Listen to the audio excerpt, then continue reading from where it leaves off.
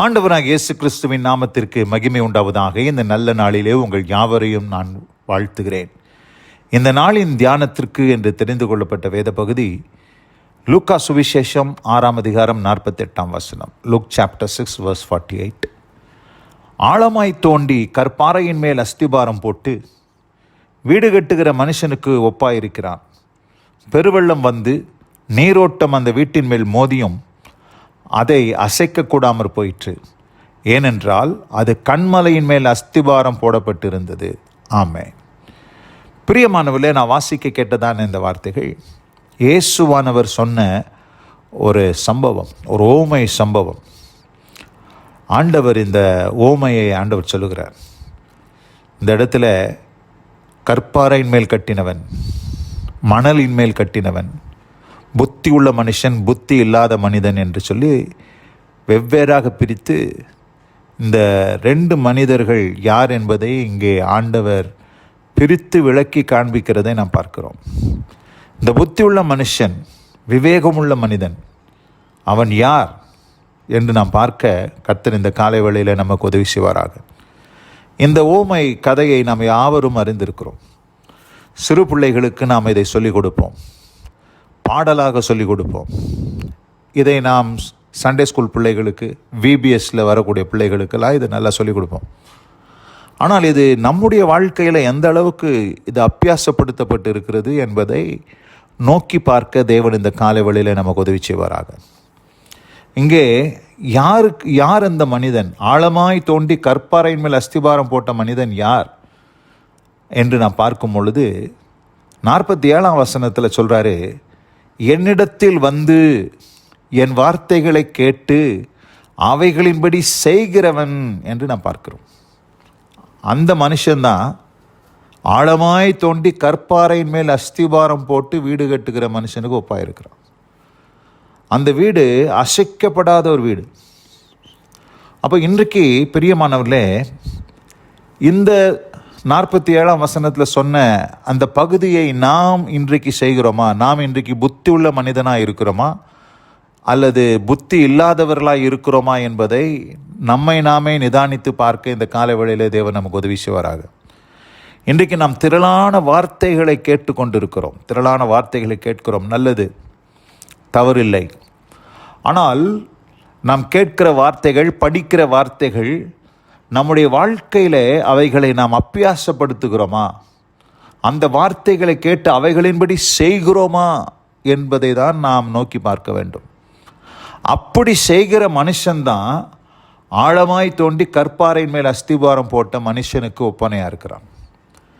ஒருவேளை கர்த்தருடைய வார்த்தையை மாத்திரம் ஒவ்வொரு வாரமும் ஞாயிற்றுக்கிழமை கேட்குறோம், பைபிள் ஸ்டடியில் கேட்குறோம், டெய்லி வாட்ஸ்அப்பில் கேட்குறோம், அனுதினமும் வேதத்தை வாசிக்கிறோம், பல வருஷங்களாக வாசிக்கிறோம், எத்தனையோ வேதத்தை வாசித்து முடித்தாயிற்று. ஆதியாகமத்திலேருந்து வெளிப்படுத்தல் வரைக்கும் எத்தனையோ விஷயம் முடிச்சாச்சு. பல இங்கிலீஷில் வாசித்தாச்சு, தமிழில் வாசித்தாச்சு. இப்படி பல முறைகள் நம் வேதத்தை கரைத்து கொடுத்தாயிற்று. ஆனால் அந்த வேத வார்த்தைகளின்படியாக நாம் நம்முடைய வாழ்க்கையில் எந்த அளவுக்கு நடந்திருக்கிறோம், எந்த அளவுக்கு அதை நடைமுறையிலே நாம் அந்த வார்த்தைகளை அபியாசப்படுத்தி இருக்கிறோம் என்பதுதான் காரியம். அப்படி செய்தவன் மாத்திரம்தான் அஸ்திபாரமுள்ள ஒரு மனுஷன். அப்போ அஸ்திபாரமுள்ள ஒரு வீடு அது எத்தனை பெரிய வெள்ளம் வந்தாலும், நீரோட்டம் வந்தாலும் அது அசைக்கப்படவில்லை என்று சொல்லி லூக்காவில் வாசித்தோம். ஆனால் மத்தேயுவில் வாசிக்கும் போது 7ஆம் அதிகாரத்துக்கு நாம் திருப்பிக் கொள்வோம். இந்த இடத்துல சொல்லுகிற அந்த வார்த்தைகளை சற்று நாம் கவனிக்க கர்த்தர் கிருபை செய்வாராக. 24ஆம் வசனத்திலிருந்து வாசிக்கிறேன். ஆகையால் நான் சொல்லி இந்த வார்த்தைகளை கேட்டு இவைகளின்படி செய்கிறவன் எவனோ அவனை கண்மலையின் மேல் தன் வீட்டை கட்டின புத்தியுள்ள மனுஷனுக்கு ஒப்பிடுவேன். இங்கே பாருங்க, மும்முனை தாக்கல், 3 விதமான தாக்குதல் அந்த வீட்டின் மேல் வருகிறது. பெருமழை சொரிந்து, அடுத்தது பெருவெள்ளம் வந்து, காற்று அடித்து அந்த வீட்டின் மேல் மோதியும் அது விழவில்லை. ஏனென்றால் அது கண்மலையின் மேல் அஸ்திபாரம் போடப்பட்டிருந்தது. இந்த பெருமழை என்பது பெருமழை சொரிந்து என்று சொல்லும்போது அந்த வீட்டினுடைய சீலிங் மச்சுக்கு வரக்கூடிய சோதனை பெருமழை. அடுத்தது பார்க்குறோம் பெருவெள்ளம். அந்த பெருவெள்ளம் எதற்கு வரக்கூடிய சோதனை என்றால் அந்த வீட்டின் அஸ்திபாரத்திற்கு வரக்கூடிய சோதனை. மூன்றாவது காற்று அடித்து.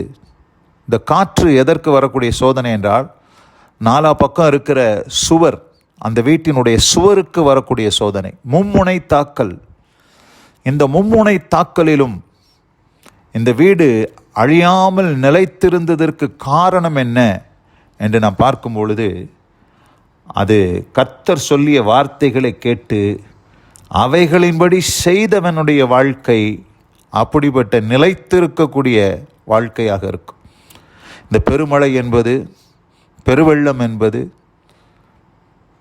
காற்று என்பது நம்முடைய வாழ்க்கையில் வரக்கூடிய சோதனைகள், நம்முடைய வாழ்க்கையில் வரக்கூடிய உபத்திரவங்கள், பலவிதமான சோதனை. மழையை போன்ற சோதனை, பெருவெள்ளத்தை போல, சத்ரு வெள்ளம் போல வருவான் என்று வேதத்தில் வாசிக்கிறோம்.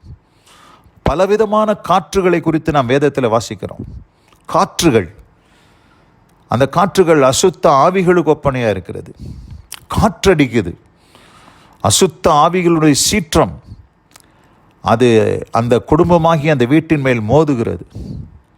ஆனால் அந்த வீடு அழியாமல் நிலைத்து நின்றதுக்கு காரணம் ஆழமாய் தோண்டி கற்பாறையின் மேல் அஸ்திவாரம் போடப்பட்ட வீடு. அந்த வீடு தான் நிலைத்திருந்தது என்று பார்க்கிறோம். பிரியமானவர்களே, அப்படிப்பட்ட ஒரு வீடு யாருடைய வீடு என்று பார்க்கும் பொழுது நான் சொல்லிய வார்த்தைகளை கேட்டு அவைகளின்படி செய்கிறவனே என்று நாம் பார்க்கிறோம்.